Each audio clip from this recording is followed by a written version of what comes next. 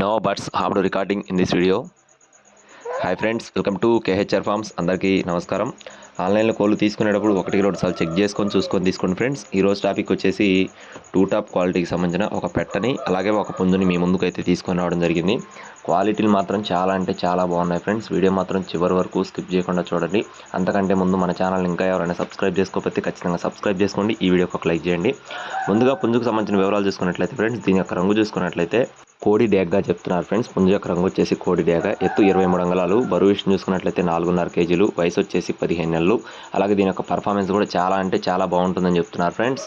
అలాగే దీనికి సంబంధించిన పర్సనల్ వీడియోస్ కూడా బ్రదర్ దగ్గర అవైలబుల్గా ఉన్నాయని చెప్పారు. కావాల్సిన వారు కాల్ చేసి అడగొచ్చు.